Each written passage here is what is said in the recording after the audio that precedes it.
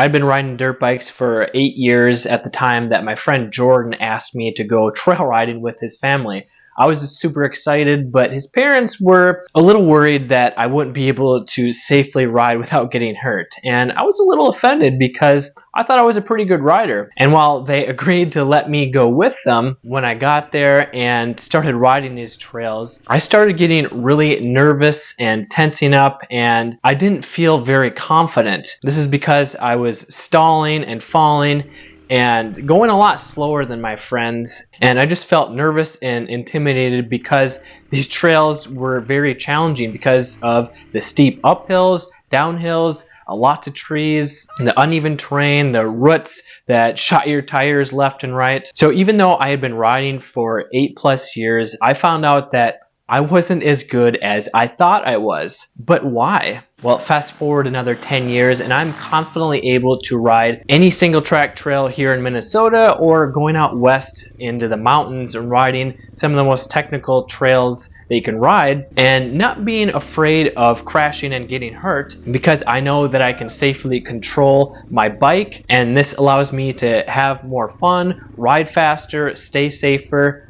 because I have confidence. And what I learned that was holding me back or killing my confidence was I didn't have, or I wasn't using, the proper techniques of trail riding. And if you're like me and think you're a pretty good rider but are unsure if you're using proper riding techniques, I want to give you 5 deadly signs that you have bad riding technique. But don't take this the wrong way. This is to encourage you, because if you have any of these symptoms, that means you can correct them to quickly build your confidence and have more skill and fun while reducing the risk of crashing and getting hurt on the trails. Sign number 1 that you have bad riding technique is you've had a whiskey throttle crash within the last 3 months. What is a whiskey throttle? Well, when you give the bike some gas and you get pushed back on the seat, and this causes your wrist to turn the throttle even more, and the bike wants to wheelie, or it flies out from underneath you, or you hang on and fly into a tree. That is the infamous whiskey throttle, and it's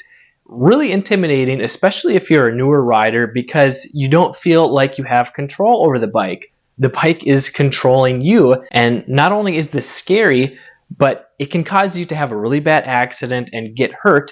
And if you have gotten hurt from this, I'm sorry. That's why I made this free training, so that I can help you prevent those accidents. Sign number 2 that you have bad riding technique is it's uncomfortable or it feels awkward while standing on the pegs while riding. If you tried watching YouTube videos on riding tips, you might know that standing up, you can have potentially a lot more control over the bike because you can shift your body weight and your balance on the bike to ride over hills or obstacles more easily. But if you feel awkward using the throttle or the brake or the clutch or shifting, maybe you get cramped up or you have to look at what you're doing to be able to use those controls, that's a good sign that you're not using proper riding technique, even if you're a taller rider. Sign number 3 is when your front end or front tire is sliding out on flat turns. So if you're going straight and you come up to a turn and your front wheel feels like it's gonna slide out on you, this is really scary because it doesn't take much for the bike to push out, lose traction, and then bam, you face plant into the ground before you even know what happens. So this probably forces you to slow way down, slower than your riding friends or whoever you're riding with, and it's frustrating because you can't keep up with them. It's not as fun, it's intimidating because you don't feel like you have control over the bike, especially if you're used to riding on the street where you have pretty much 100% traction, and you transition to riding in the dirt where the tires are just sliding and going wherever they want to when you give it gas or brake or when you start turning. Sign number 4 that you have bad riding technique is you slow way down on downhill sections. Adding elevation or hills to trail riding can really increase your fun and enjoyment, but if you're coming up to any downhill and you feel the need to slow way down to like a crawl speed, you're holding the brakes because you don't want to slide down and crash when you get to the bottom, or you don't want to fly over the bars because it's hard to control your speed, well, that's a really good sign that you aren't using good riding technique. And sign number 5 that you have bad riding technique is when your hands or your arms or your wrists, they cramp up, they get fatigued within the first 5 or 10 minutes of a trail riding. This is really common if you're coming from the street or from a mountain bike or four-wheeler or jet ski, and you're kind of just sitting in the same position and you're constantly pushing and pulling on the handlebars when you accelerate or brake or go up and down hills. Your hands and arms, they start to get pumped up really quickly and they get really tight, and this makes it really hard to smoothly control the throttle, to use the brake and the clutch. So this forces you to slow way down if you don't want to crash. Well, if that's happening within the first few minutes of trail riding, that's a surefire sign that you aren't using good riding technique. But you can change it. So what are these proper techniques?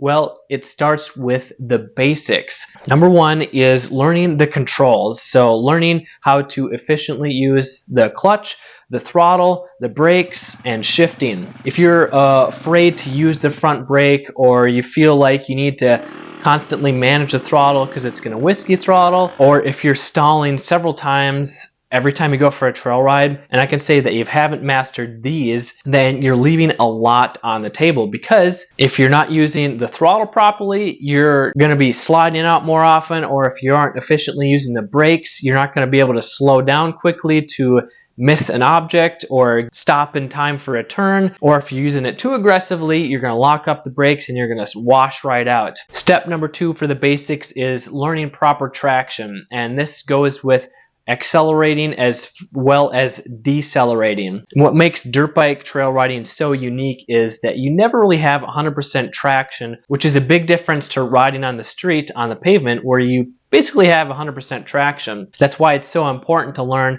proper throttle control, learning what gear you should be in to have the most traction, as well as efficiently using the clutch and the brakes so that you can accelerate faster, to get up hills or pop your wheel over a log, or to stop fast enough so that you don't fly off the trail or run into your buddy who for some reason stopped in the middle of the trail. Step number three for the basics is turning. And if you're used to riding on the street or a four-wheeled machine, riding a dirt bike is almost the exact opposite when it comes to using your body and proper body position while turning. Because if you're just sitting in the same spot, or if you're using street riding techniques, the bike is a lot more likely to slide out because you're not getting the weight on the tires. Step number four for the basics is proper body position. And when you're able to effectively and efficiently use your body, you're going to have more control over changing terrain, and you're going to be using a lot less energy when you're accelerating, going over obstacles, when you're braking hard. And a common mistake is reacting to the bike. So if you feel like when you accelerate, you're getting pushed back on the bike and you're constantly pulling yourself towards the handlebars again to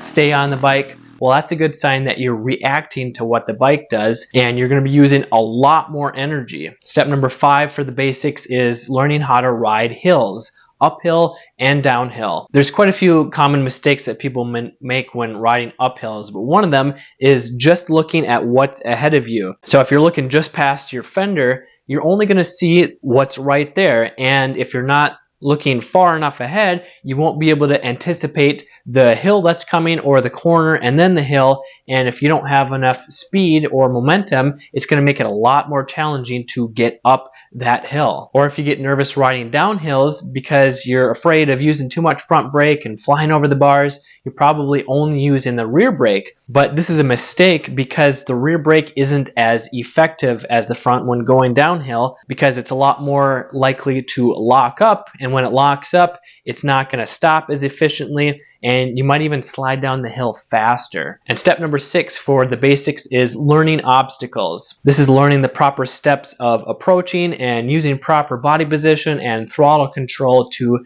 effectively and safely get over obstacles such as logs or rocks. So if you're getting hung up on logs, or you're using a lot of energy to get over rock gardens, just learning these basic techniques can really boost your confidence and give you more control while using less energy and reducing the risk of crashing. Maybe you've already learned some of these basic techniques, but you want to learn how to master them faster. Well, you can go out and try and practice them when you're out trail riding, but there's a way to quickly build your skills and confidence up to 5 times faster, and that is by learning positive riding habits. What's a positive riding habit? We'll take, for example, the positive braking habit. Even if you have watched and learned what the proper technique is for braking, but you haven't learned a positive riding habit, you haven't made it muscle memory, and you're riding a trail and you come up to a tight turn and you find that you're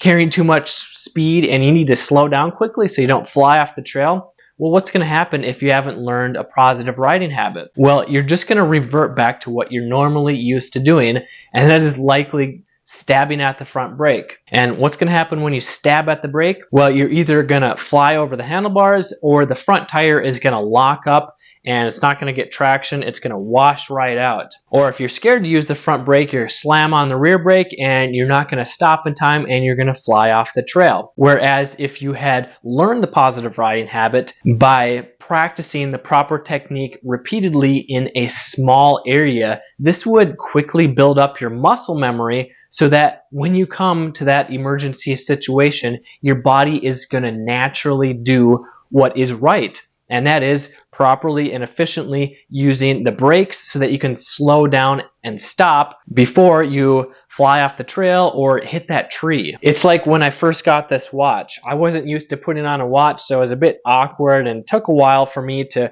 put it on with one hand. But after I had done it about 20 times in a row, it became like second nature to me because I had formed a positive habit of repeatedly doing it over and over again. Because if you just learn the proper techniques and you go out to the trails and only practice them once or twice a month, it's going to take a lot longer. Whereas if you are intentional about learning these techniques and you're using a method that can be done in your backyard or just a small area and practicing them just 15 minutes a day, you can form these positive riding habits and build your confidence within weeks or months instead of years. So what do you do if you don't have a place to practice or the trails are 3+ hours away? Well, that's why I created the 3-step backyard method, which is learning those basic techniques, improving your balance and your traction by using simple drills that can be done in a backyard or a small field. All you need is like a 30 by 30 foot square area to do most of these techniques, where you can build up your muscle memory with just 15 or 20 minutes a day. And then when you go to the trails, you'll actually be able to implement them, put them to use, and have more confidence the next time you go out. It's like my student Paul, who rode when he was in his teens and 20s, but was never a confident trail rider. But when he came to me and he went through my backyard drills, which is a bonus guide that I include in my virtual dirt bikers school, he was able to go out into the small field and practice these drills. And then when he went to the trails, he was able to use them, and this quickly helped with his cornering, and he was able to ride intermediate level trails a lot quicker. But what do you do if you learn these basic techniques and you get stuck? You're still having a frustrating symptom. Well, if you're like my student Josh, who got my gold package, he called me up and asked some specific questions for his personal situation because he was out trail riding and had a whiskey throttle crash when riding a trail. And we were able to talk through what he thought was wrong, and I was able to direct him in the right steps for what he should be practicing so that he prevents that from happening again. Or my other student Dave, who got some help with his personal situation through email and asking me questions, and he said that alone was worth the price, even given the poor exchange rate. Or if you're like Zoe, who was a beginner and was struggling with washing out on flat turns and was just lacking confidence, she sent me a couple video clips, and I was able to specifically point out what she could do to improve with her body position and riding technique, which really gave her the confidence to know what she was doing right and what she could do to improve her riding. And if you're on my email list for this free training and would like to get more personalized help, then stay tuned for my next email, where I'll be sharing more details on how you can work with me. And if you're not on my email list, I encourage you to download my free guide, Master Your Confidence Trail Riding Handbook. You can get that at motocrosshideout.com/confidence. I'm Kelly Fager from Motocross Hideout. Learn more, ride more.